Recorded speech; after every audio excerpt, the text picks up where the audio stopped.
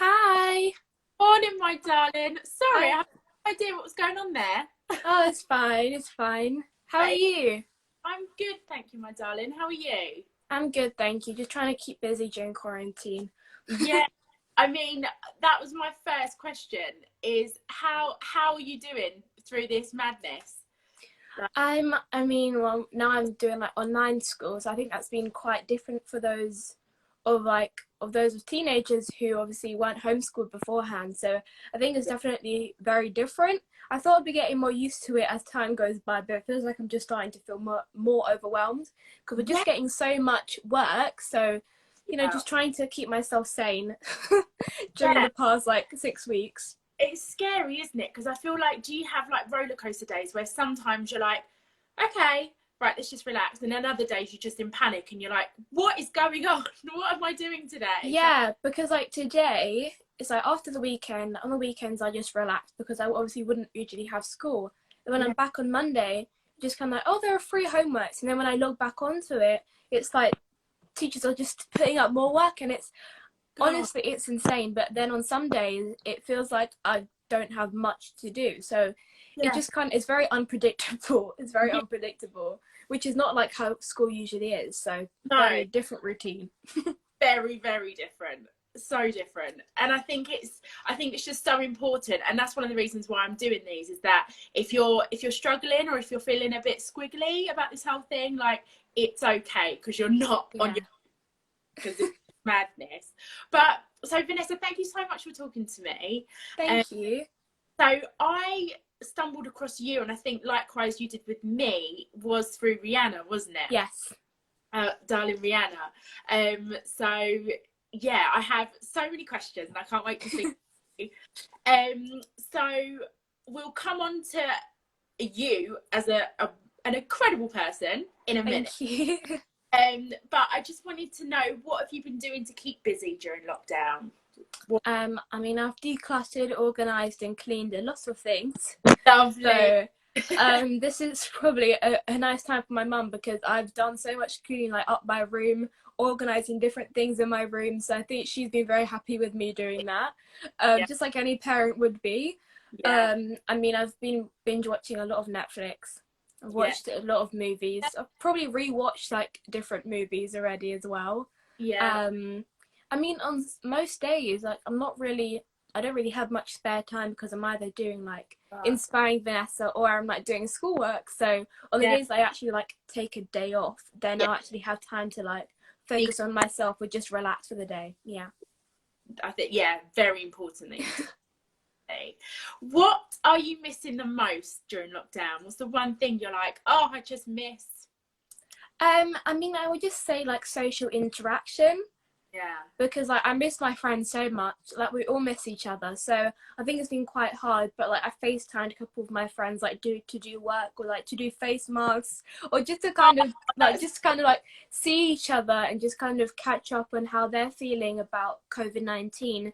And like going to events, my whole career is basically based on going to events, otherwise it's all online. So yeah, me having to like, I don't know, prepare for a speech or being excited to go to an event and then being like, oh well, now they're going to be cancelled because yeah, of the coronavirus. So it's kind of annoying and kind of sad, but with the yeah, online part, we've been filming a lot of content, so we have so much content that's kind of coming out on YouTube and on Instagram. So it's kind of like a pro and a con, you can say. yeah.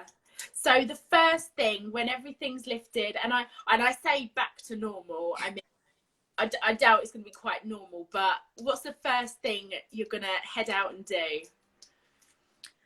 Um, It could I be, really don't know. The first thing I'm probably going to do is just go back to school yeah, because I feel like they will let they'll like give us the option in the first couple of weeks. They'll be like, because some parents might not want their kids to go to school yeah, until they certainly know that everybody is safe.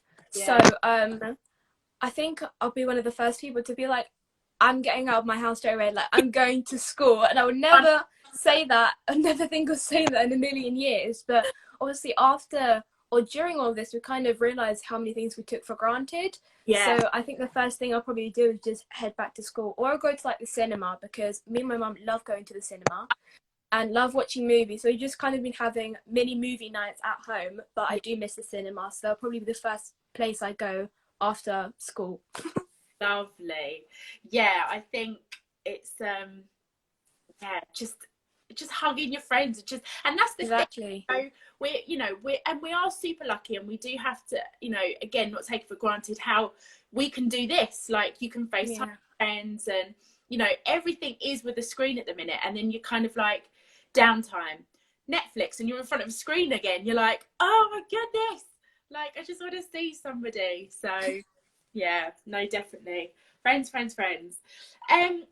so Vanessa, your credentials are quite incredible.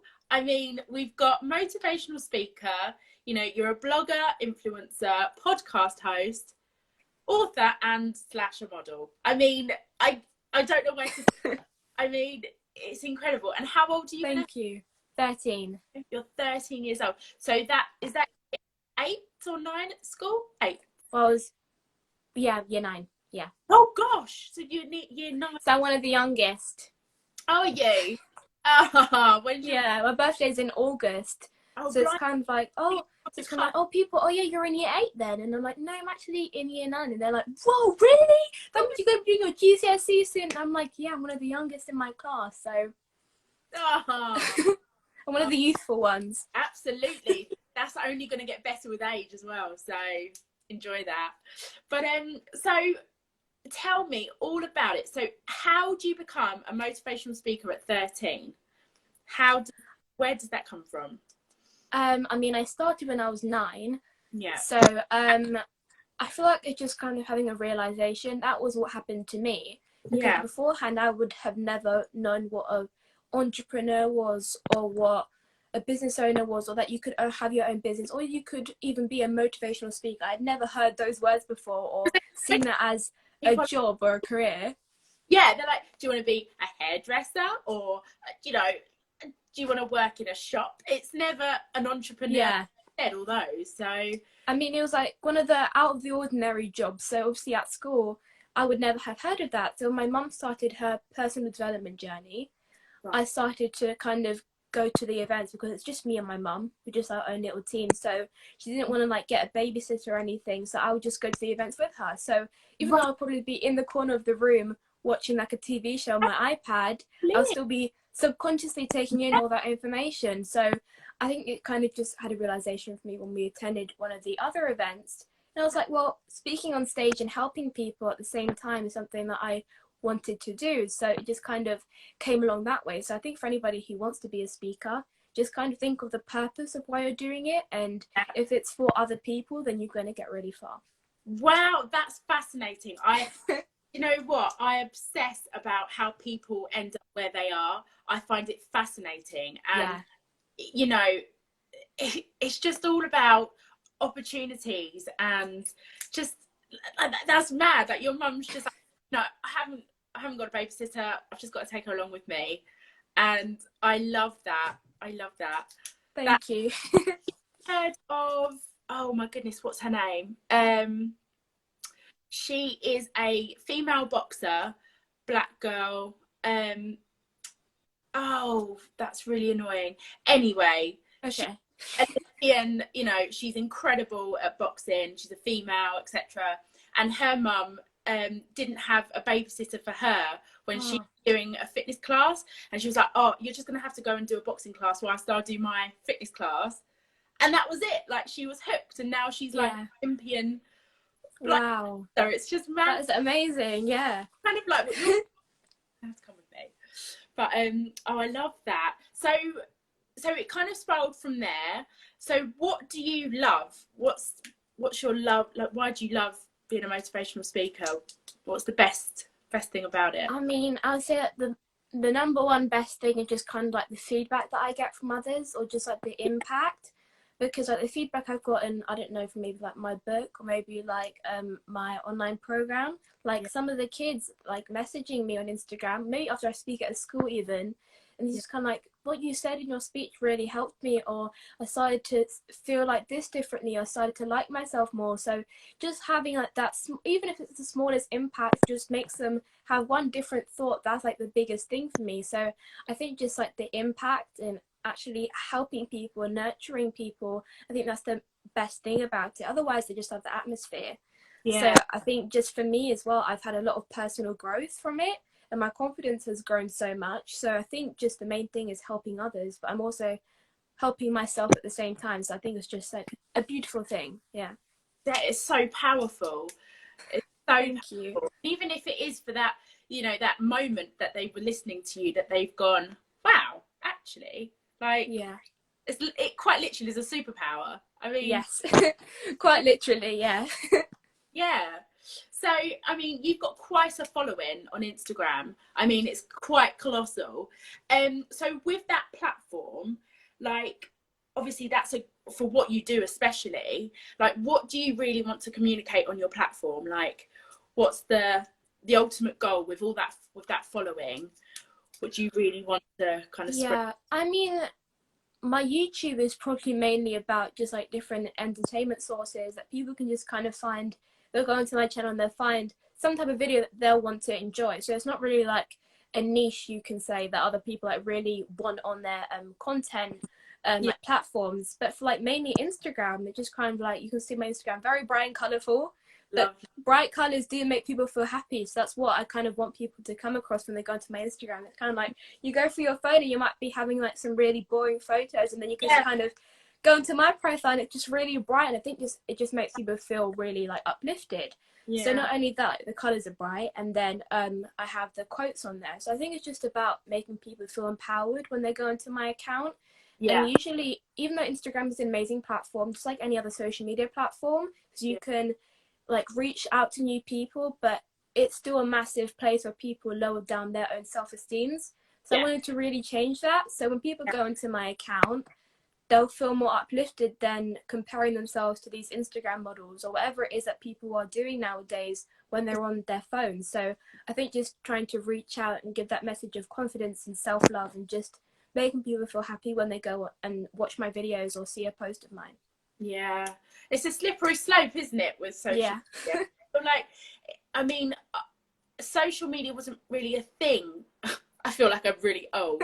But like when I was your age and at school, I mean, Instagram wasn't a thing. And even for an adult, sometimes you do find yourself scrolling and you're kind of like, oh, I feel a bit rubbish now because I'm not as clever or beautiful, or I'm not Yeah.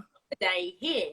Like it is a slippery slope. And I think, yeah, it's important to remind people that, you know, if they get to read like an inspiring quote, which who doesn't love a great quote, some bright colours and just uplifting instead of the comparing, I think Yeah. it's really important. So yeah, I love that. Um, so I mean, I can't think of anything more terrifying than, you know, walking up on stage in front of hundreds or thousands of people and giving a talk. How do you prepare for something like that? How do you prepare for that? I mean, it's funny that you were saying that, because I think there was like a study done, and it was like people would rather die than speak on stage. Oh And my, it was one of the most insane things I've ever heard, because you just kind of wow, like feel the fear and do it anyway. But it's like public speaking is one of the biggest fears over death, which I just thought was wow, insane. So for me to kind of speak on stage at my age, I think it was very crazy for people to kind of see that. But you know, yeah, kids just have like this insane kind of confidence and not really caring what other people think, because kids will just do anything they want. We're yeah, just kind of like brutally honest, you know, just kids have just got that kind of essence. But the way I prepare for speeches is, I mean, I don't really like writing it word for word, because then I feel like it's more staged. I'm in for So yeah, it needs to come from the heart, and you just kind of need to be there in the moment, it. rather than thinking about what you wrote down a couple weeks ago. So I Yeah, always write down points, and yeah, then I kind of just flow from them. So whatever kind of comes to my mind during the speech or when I'm on stage, just kind of like, I'm in, just kind of say it. Like during interviews as well, just kind of like whatever comes, yeah, it just comes out. So I mean, that's just the main way I prepare. But for some people, they just love writing things word by word and they like remembering it that way. So if you like to do it like that, then go and do you. But just for me personally, I just like doing the points and just kind of flowing from those topics that I write down. Yeah, I think it's important as well to remember that that crowd, they are just human beings. Like, they are just like you and me. So, you know, and I think it's very rare that you get somebody in the audience that's like, that wants you to fail or wants you to make a fool of yourself. Do you know what I mean? Everyone's there to kind of, you know, push you along. So yeah, go there and do you, definitely. But do you ever get nervous? I mean, are the nerves there? I mean, I don't really get nervous that much anymore. But on some events that I've spoken at, it's kind of like, if I know it's a very big event, or if I know there's somebody in the audience that could reach me out to this certain person, then it's kind of like the pressure of it. It's more pressure than nerves. Okay. But then in a way, the more nervous I am, it kind of just shows that I really care about what I do. Yeah. So otherwise, I don't usually get nerves that often. But if I do, I just kind of put those nerves into being more powerful in the speech that I'm doing. Yeah. I think people appreciate that as well, like, because then they're like, she's not a machine up there. She is still just like 10, 11, 12, 13-year-old girl. Like, it just makes you more human. And I think people appreciate that. So it's like me, when I sign on these lives, when I used to do it, like for the first time, I'd just be sat here like, I don't know what I'm doing. But people are like, she's only human, useless on Instagram. So, but so do you have a manager, Vanessa? No. You haven't? So it's well, my mum is my manager. You can say it like that. So, my cat. She's just coming to say hello in the live. Aww. Okay, you can lie down next to me. Okay. Sorry about that.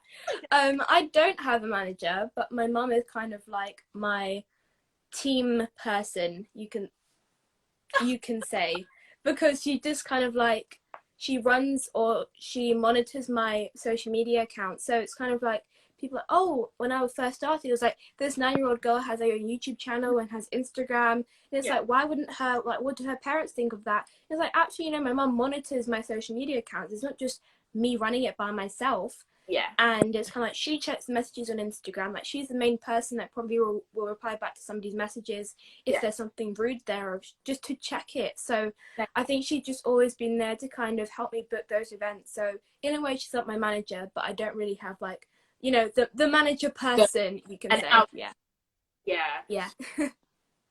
Because, I mean, coming on to that with social media and kind of, you know, the beasts that are on there, and, you know, with young kids that can be trolled and stuff. I mean, how do you find out with your school friends? Do you have to have, like, you know, your following is 14,000, but could it be you have a following of 14,000 or 400 and you can still get, you know, your... I mean, it's very funny how people react to what I do. I find it funny because when I look back at it, it's like, well, it's kind of funny the way you think of it. So when I first shared what I did in primary school, I was in year 6. So I did, I think, 2 assemblies in front of my whole school, telling them about what I did. Yeah. That was like a whole participation from my school. Primary school, so like year 5. Yeah. So in primary school, that was quite scary, but at least I was like the eldest in the school. So it wasn't like I was one of the youngest people and I had older people kind of laughing at me. So in a way, it was a bit better. But I was going to Kenya that year and I was going to an orphanage. So we got all the kids. I was like, it's like an optional homework, and they basically drew portraits of themselves and we gave them to the kids in Kenya. So that was like an amazing thing that my school participated in. So that was something in primary school. And then when I went to secondary, it was like, okay, I have a fresh new plate. So people don't need to know. It's weird, but if people don't know what I do, then I'm just going to leave it like that. If you find out, then you find out. But it just feels like people will see me differently, or people will treat me differently. So then I think somebody found out what I did. Or I had some friends from primary school, so they knew what I did anyways. And then when people found out, one of the teachers found out that I had a book. So now one of my books is in my school library. It's in my school library. And then when the teachers was doing an assembly about what kids do outside of school, so they were like, Vanessa, can we share you in our assembly? And I was like, okay, you know what, it's fine, let's just do it. So in the assembly, they literally played my 3-minute show reel in front of like 600 students in my year group in year 7. And I could tell you, when I was sitting in the front line, I was literally like wanting to hide, because for me, I feel like it's harder for me to speak in front of young kids than adults, just because just because adults, I feel like maybe more mature.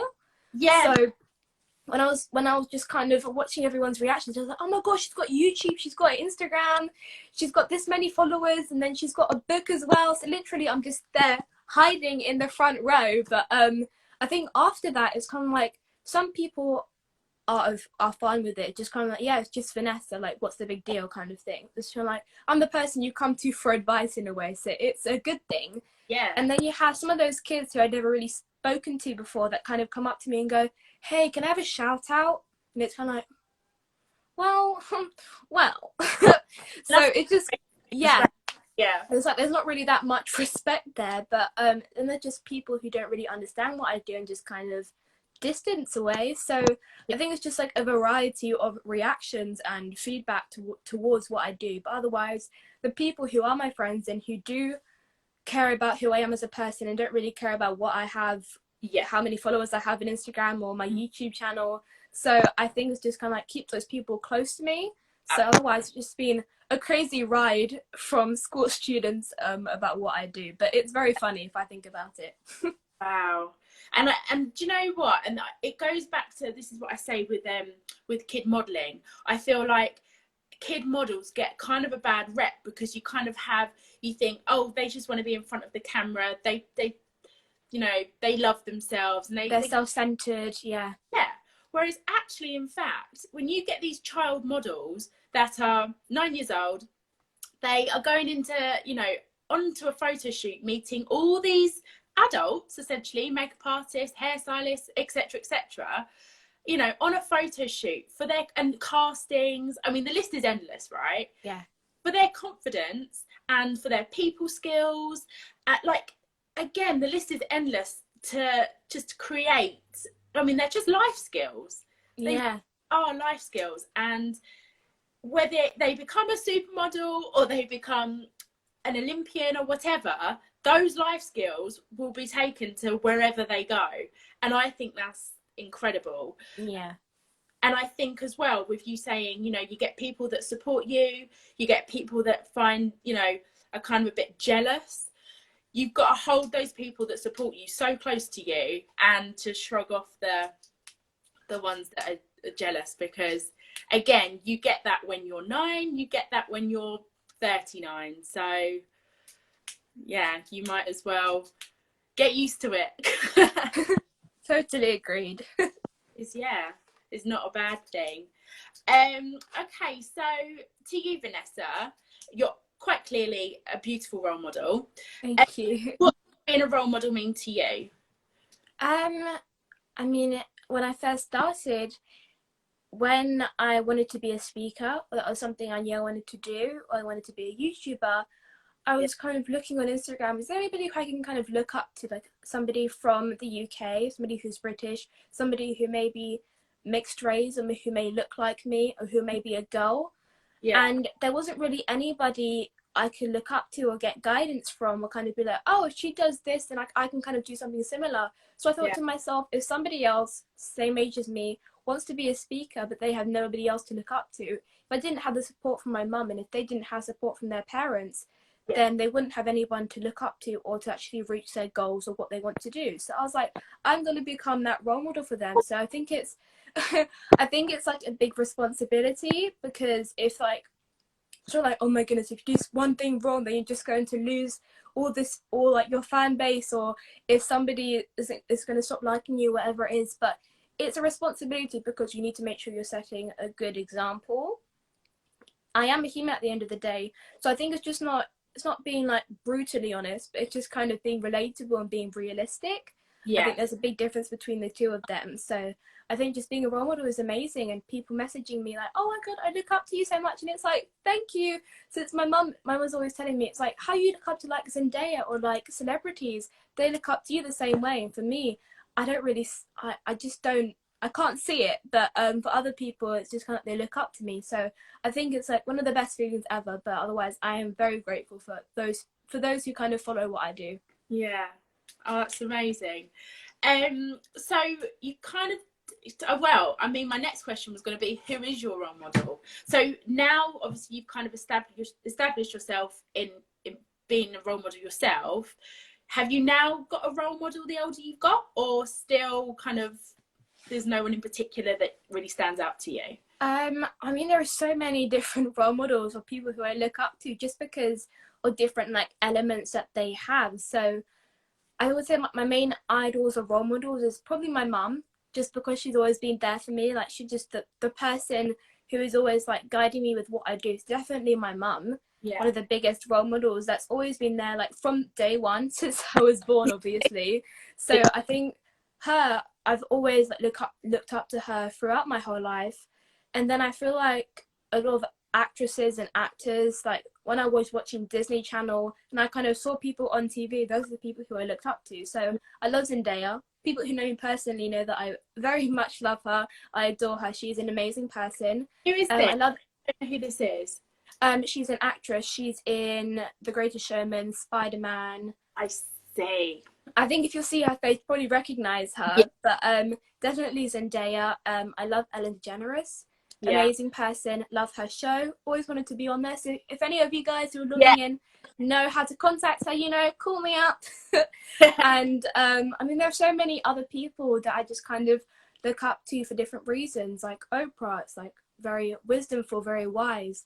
But then there could be like a very underrated YouTuber or Instagrammer that I also look up to, just because they might have nice content or the way that they talk is really nice. So I think it's just like different elements for different people make a big impact. So I would say I have multiple role models and I can't really pick exactly one, but those have to be like the main three. Yeah, no, I love that. I mean, I've got no doubt that you're going to be on the end. Thank you. I mean, I give it a few years max. But sticking to the whole role model conversation, how do you, especially for your age group as well, how do you feel about the whole celebrity in terms of Love Island? I mean, I don't know what you call them, like Z-list Reality TV? Yes, like that's celebs. Yeah. How do you personally feel about young kids looking up to people like that? Is it a good thing, or is it a bad thing, or is it kind of a bit of both? I would say it's kind of a bit of both. Yeah. I mean, Love Island, I wouldn't exactly say, I wouldn't personally go on Love Island when I'm older. That's not something I would want to do, just because I think it's a massive roller coaster. But for people who do want to go on there to maybe find love or just to have that publicity, but then if you compare it to kind of like Keeping Up with the Kardashians and watching that and start to acting like the Kardashians or want to be like them or look like them, I mean, it can be a good thing, because if you look up to Kylie Jenner, maybe you want to have the same business mindset as her, and she's an amazing businesswoman. Absolutely. So if you look at it in that point of view, it's great. If people really want to look like them and compare every flaw of them or every single point of their appearance to that person who has gotten plastic surgery to look a certain way, then you're not really reaching anything, because it's not exactly real, if that makes sense. So I think it's kind of like a mixture of good and bad, depending on the way you look at somebody or depending on the way you are inspired by a specific person who is in the public eye. Yeah. So I think it's just kind of like, make sure you're looking at someone who you look up to or who may be like an A-list celebrity, and make sure that they are genuine people, because you don't want to be looking up to someone who is not a nice person, if that makes sense. So it's a mixture of good and bad. Yeah, and I feel like a huge problem is kids just wanting to be famous for being famous. Yeah. Like, just for being there needs to be a reason. Yeah. That, I find that really frustrating. And yeah, I mean, if you like, XYZ from Love Island, because of them as a person for doing XYZ, amazing. Yeah. But, you know, if you're a big fan because they're just famous for being famous on a TV show, it's just kind of like, it's a bit mind-numbing. So, yeah. Oh, it's so stressful. But do you think the older you get, will it become easier or harder to kind of sustain being a role model? You know, a positive role model. Do you think the older will that get easier or harder, in your opinion? I'm not sure, to be honest, because when I was always younger, it's kind of like it was a big advantage towards what I did, because the younger you are and the more amazing things you do, it's kind of like the more attention you get. It's not great to think about it that way, but it's the reality of it. So I think for me, being a role model, as I get older, I think it's just kind of being realistic. Yeah. It's kind of like, no, I'm not going to stay 9 years old, or I'm not going to stay 13 years old for the rest of my life. I'm going to get older and I'm going to mature. Yeah. So I think it will, I think it would be an advantage, because more opportunity. I'm getting older, and hopefully I'll be getting wiser, and hopefully I'll reach out to more people. So I think it'll be an advantage, because people will just look up to me because I'm just like another normal person, just like anybody else is. So I would say it's an advantage. Yeah, I think so as well, because the older you get, you're just going to get more and more opportunities. And I'm a huge believer in, you know, put yourself out there, because nothing comes to you. And you're a great ambassador for that, is that put yourself, feel the fear and do it anyway. I mean, the first one of these I did, I was absolutely terrified, and I was like, I just can't do it. But then just feel the fear and do it anyway, and put yourself out there, and opportunities that come to you, don't just slam the door on them, because you never know who you're going to meet, where you're going to end up. Like, so you're a great ambassador for that, and I completely adore that. So one of my final questions, Vanessa, is in 10 years time, which takes you to 23? Yeah. What does the dream look like? What does it involve? Have you thought that far? Where I see myself in 10 years time, so many people ask me that question, and I always give out the same answer, I would say, because I just kind of have like a clear vision. But otherwise, I always say, like, just see what the future holds. Yeah, it's kind of like, we all thought that 2020 was going to be an amazing year, and maybe we thought the slightly wrong way, but in a way we're getting a good thing out of it. But I mean, I just see what the future holds. But I'd love to be like on a TV show, be a popular actress, because I love acting. I love photography, or I love being a model. So it's just kind of like anything that involves being in front of the camera or being a TV presenter is something that I would love to do. So I mean, it's definitely being in that kind of industry. And also just still doing speaking, hopefully around the world. As an adult, I feel like more freedom to kind of do that. So just kind of thinking about normal standard jobs, even though it's not something I would want to think about, but just kind of like, what is going to happen in the future?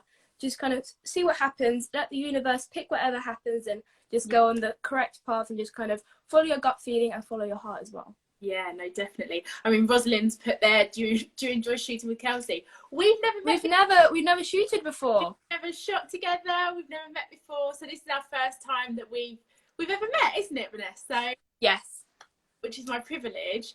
There is one other question that I forgot to ask you, and it was what was it?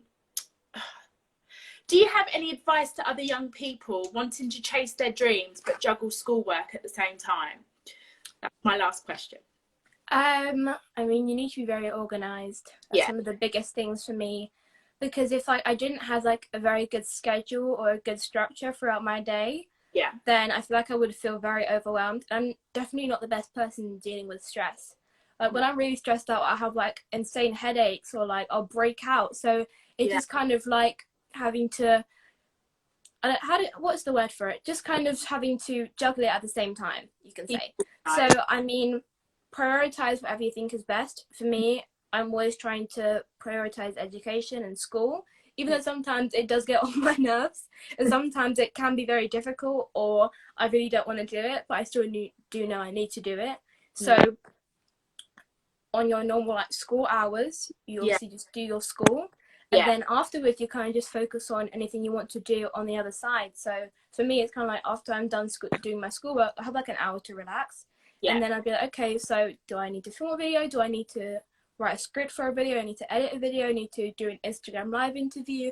So just kind of like prioritizing different things and writing them down on a to-do list. To-do lists are like the most cliche thing. Everyone's like, they don't do anything.